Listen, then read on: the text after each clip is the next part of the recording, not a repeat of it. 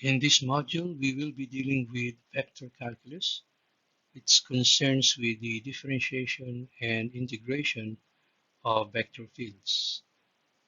Specifically, we will be focusing ourselves with the del operator, the gradient of scalar fields, the divergence and curl of vector fields.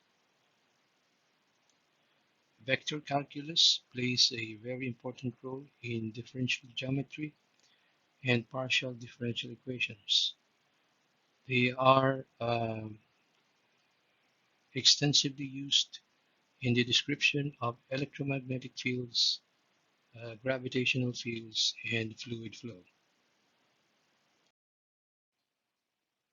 Our learning objectives for this module is to present the principle of del operator, the gradient of a scalar field, divergence and curl of vector fields.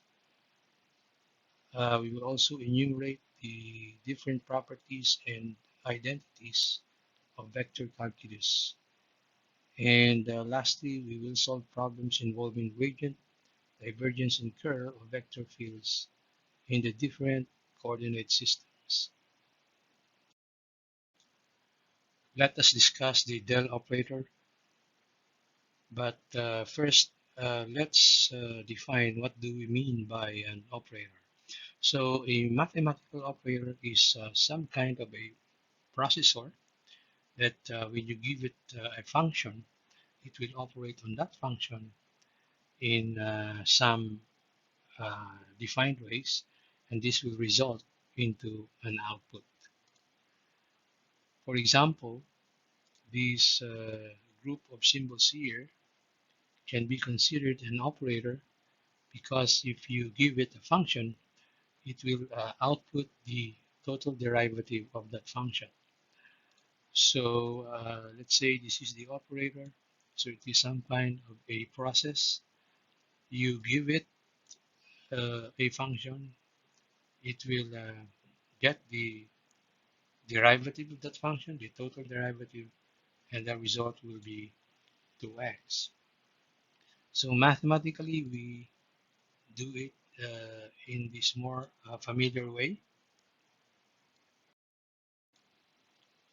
A del operator, symbolized by this one, which is a nabla symbol, is the vector differential operator defined in Cartesian coordinates as this one. So the del operator is not a vector in itself, although it contains the symbols for the components of the vectors in Cartesian coordinates, but it can operate on a scalar. So this is the del operator. It can receive a scalar function and outputs a vector field.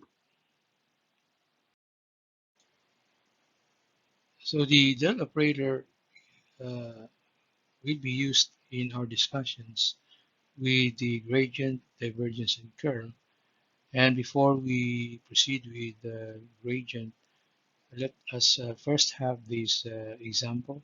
So in this example, I have a scalar field, uh, a temperature expressed in a two-dimensional Cartesian coordinate system. So let's say this is the Cartesian coordinate system, and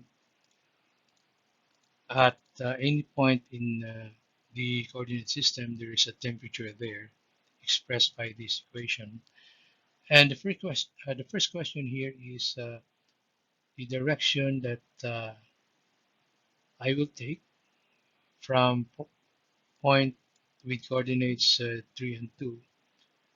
That will give me the maximum change in temperature. So let's say this is point P here, and I want to know from this point where I'm going, where I want to go. That will give me the highest change in temperature with respect to distance. So should I go in this direction? Should I go in that direction? Should I go in this direction? So what is the highest, what is the direction that will give me the highest change in temperature with respect to distance?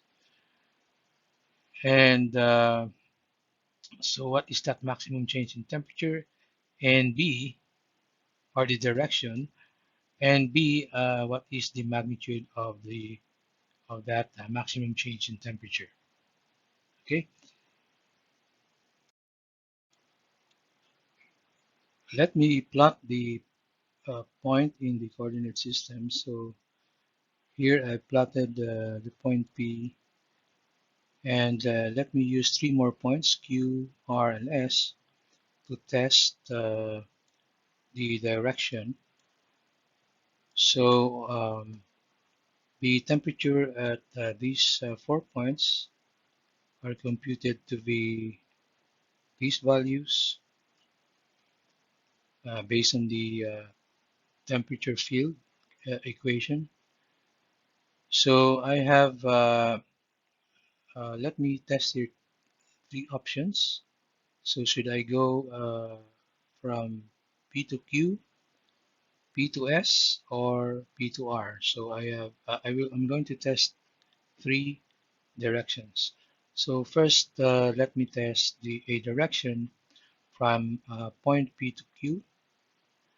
So to get the change in temperature per unit distance, that would be the change in temperature from P to Q. So 7 minus 5 divided by the distance between points P and Q, and that should give me 1 degree centigrade per unit distance.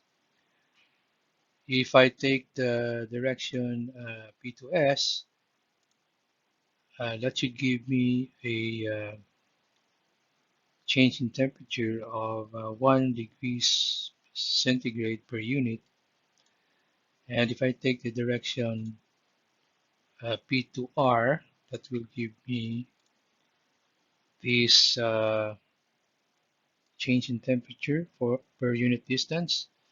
So the distance there would be given by this. So obviously, I have to take the direction from P to R.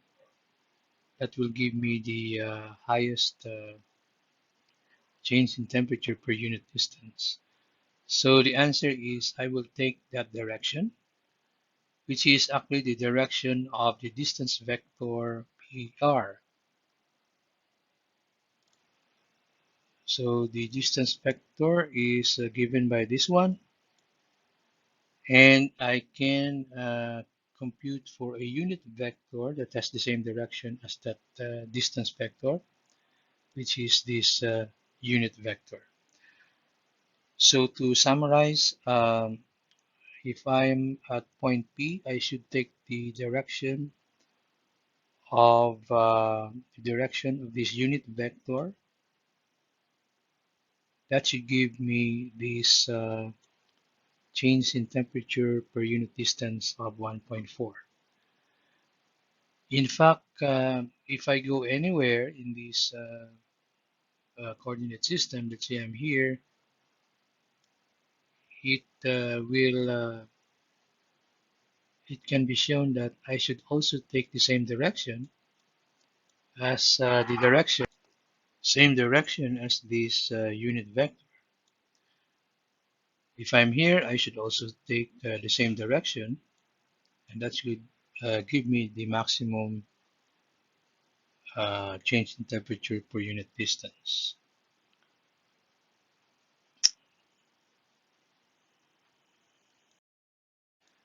The previous example highlights what is called the gradient of a scalar field. So the gradient of a scalar field is a vector that gives us two things. First, it gives us the direction that we can take that will give us the maximum rate of increase of the scalar field.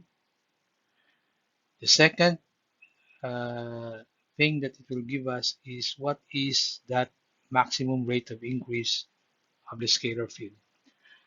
So that vector or gradient points to the direction of the greatest increase of the function or of the scalar. And also, if that will give us a zero value or no vector, that means that we are actually at the maximum or the minimum uh, value of that scalar field.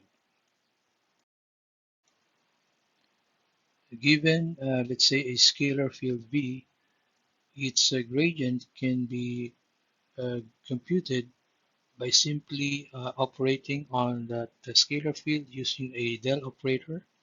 So by doing this one, so this is read as del V, and given the uh, meaning of the del operator that we have earlier, that should give us this expression.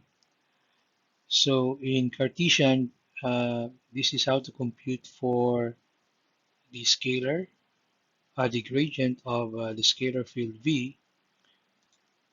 For cylindrical, that will be given by this one, and for spherical, that should be this one.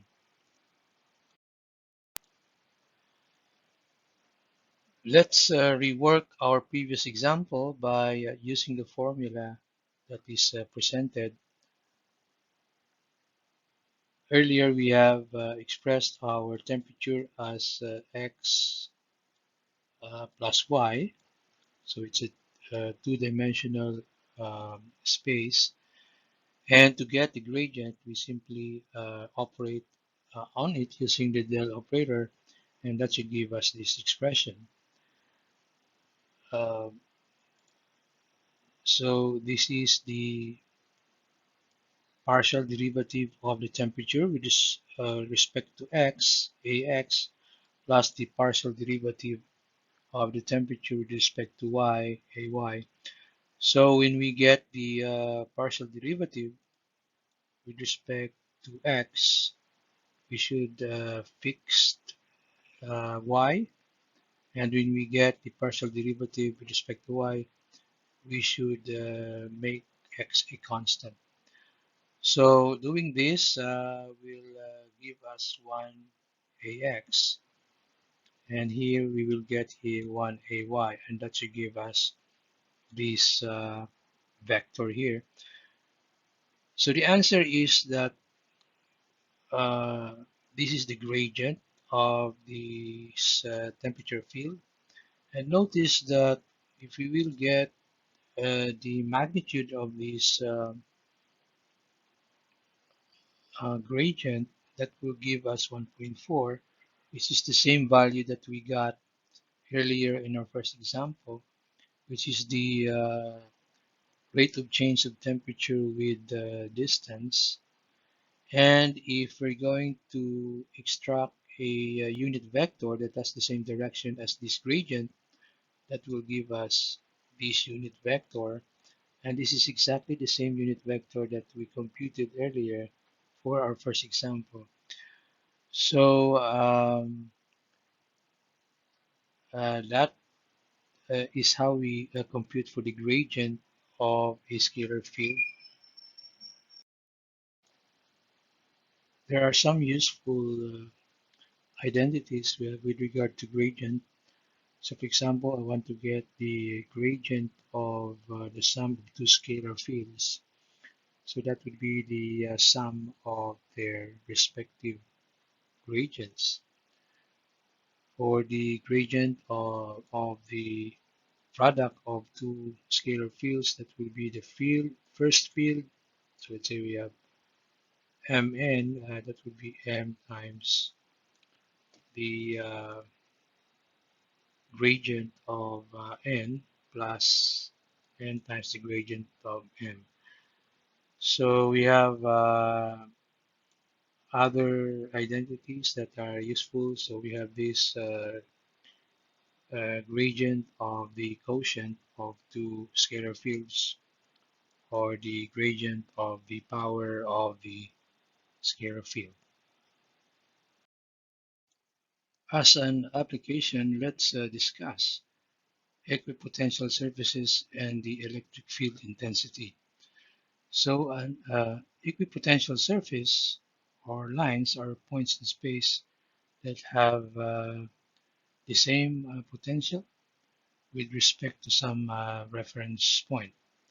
So in this illustration, for example, this line here, the points on this line have all of these points have the same potential and given by B sub 4.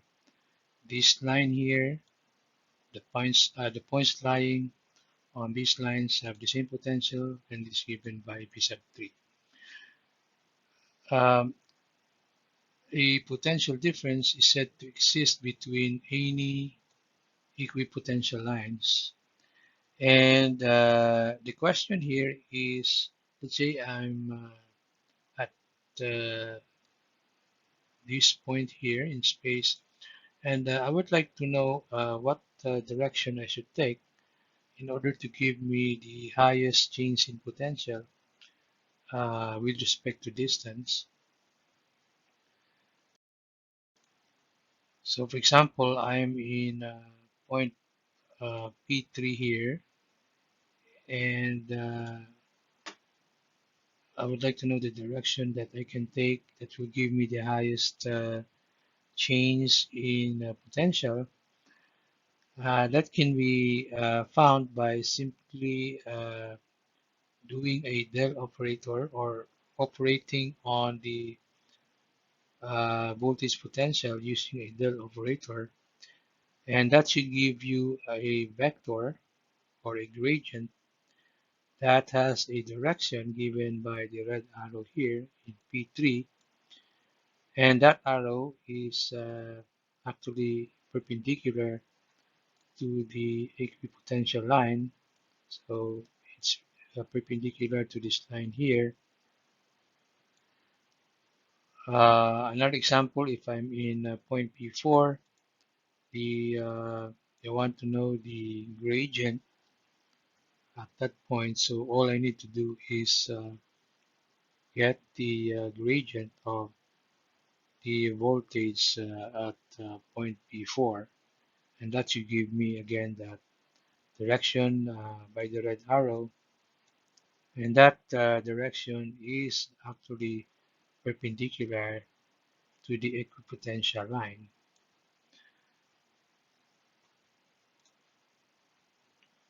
If we have equipotential surfaces, we also have what we call an electric field intensity, which is also a vector, and that uh, vector is actually opposite of the gradient at any point in the equipotential line.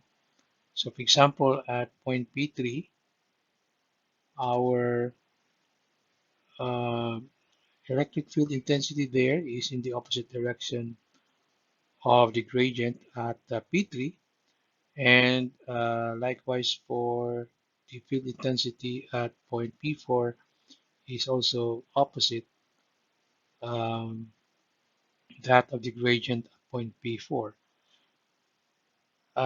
So the electric field intensity is always equal to the gradient of the voltage, but it has an opposite direction. So it is given by this formula.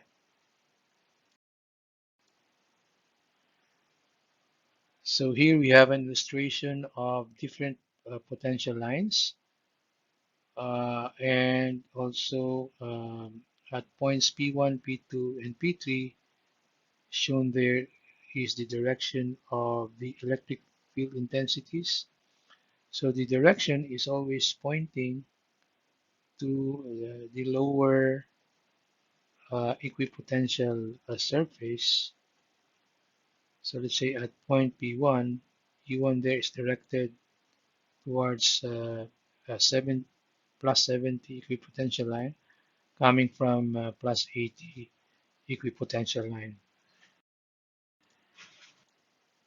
Also, let's say we have a unit vector A and we do the gradient V dot of that the unit vector A, that will give us what is called a directional derivative of V along A, which is really the rate of change of V in that direction of the vector unit vector A. So if we have, let's say, a vector that is equals to the gradient of V, V is said to be the scalar potential of that vector A.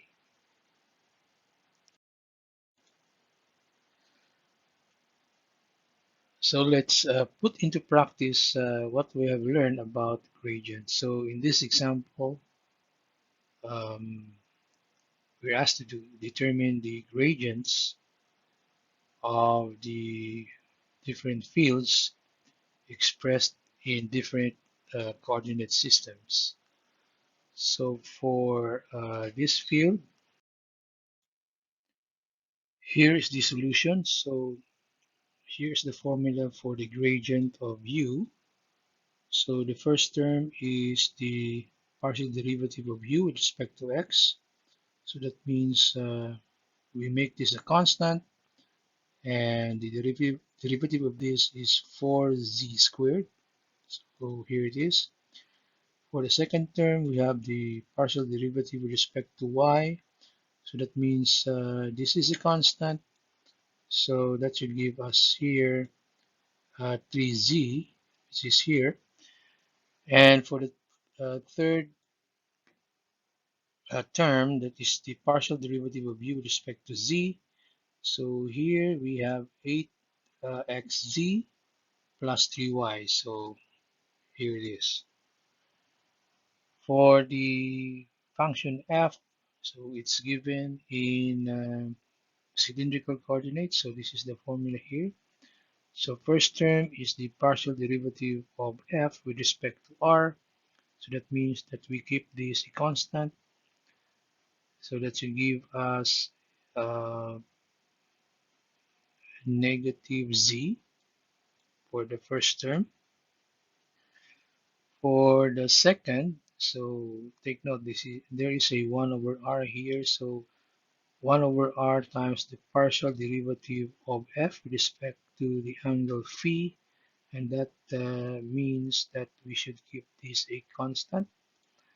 So that will give us 2 cosine phi. So 2 cosine phi. So we have a 1 over r. So that gives us 2 over r cosine phi. And the last term is the partial derivative of f with respect to z. So we keep these constants, and that should give us a negative r. So here it is. For the third example, we have again a cylindrical coordinate, a field expressed in cylindrical coordinates. So W is equals to this. So the formula is given by this. So the first term is the partial derivative of W with respect to R. So that means that will give us 2 times the quantity z squared plus 1 cosine phi. So here is. The second is, okay, so this one is the partial derivative of W with respect to phi. So that means that we have this term. There it is. And since the derivative of a cosine phi is a negative sign, so we put there a sign and we put a negative sign here. The r disappears because of the 1 over r here. And the third term is the partial derivative of w with respect to z. So that means that we have there a 2r cosine phi times 2z. So that should give us 4rz cosine phi. Okay. For the third example, so the field there is given in spherical coordinates. So this is the formula for the gradient of W that is expressed in spherical coordinate system. So the first term is the partial derivative of W with respect to R. So that means we must have a 10 sine squared theta cosine phi there. So here it is. So the second term is the partial derivative of W with respect to theta. So take note again that we have a 1 over R there. So the partial derivative with respect to theta is, well, we must have there a 10r cosine phi, which is 10r cosine phi, but r disappears because of the 1 over r. And the derivative of sine squared theta with respect to theta would be 2 sine theta cosine theta. So that should give us a 20 actually. So actually the second term there that should be a 20 sine theta cosine theta, and we also have there a cosine phi. So we simplify this. So we have the identity uh, 2 sine theta cosine theta is equals to sine 2 theta. So we simplify this, and that should give us this one. And the third term is the partial derivative of w with respect to phi. So again, we must have this term here, but because of the presence of 1 over r sine theta, that should always only give us this 1, 10 sine theta. And the derivative of cosine phi is a negative sine phi, so that gives us this negative sign here. Okay.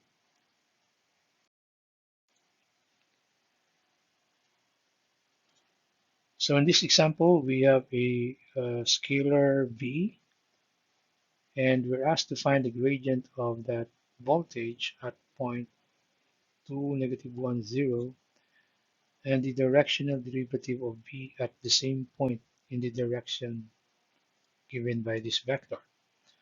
So to get the gradient, we simply do a del operator. So we operate V by the del operator, and that should give us this one. Okay. So the derivative of v with respect to x is simply given as 2xy squared yz plus yz. So that's the first term.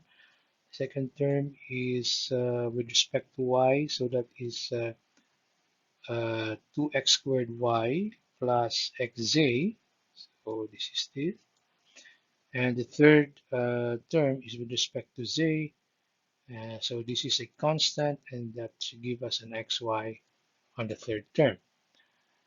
Then we substitute the values of the coordinates from this gradient, and that should give us this gradient at that point. Okay, so remember this gradient here is this for this particular point only. Now to get the directional derivative, first, so this is our gradient. First, we need a direction, a unit vector that has the same direction as the vector L. So we solve for the unit vector. So this is the unit vector. And then we do a dot multiplication with the gradient, and that should give us this value here.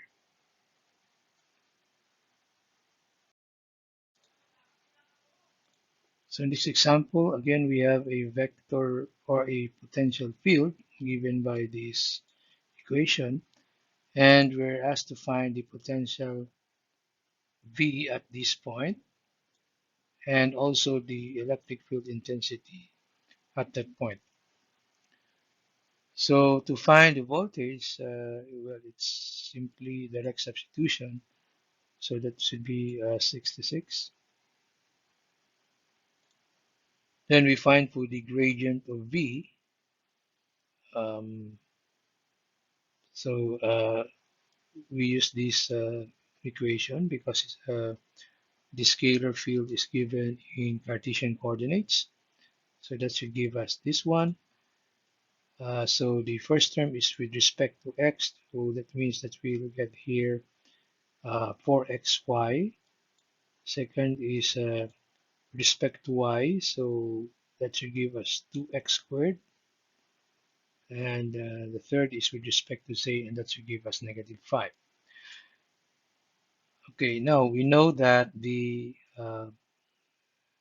electric field intensity is simply the negative of the gradient of the voltage. So we simply multiply it by negative 1, and that should give us this field intensity. And we substitute the coordinates at point P, that should give us this field intensity vector at that point P.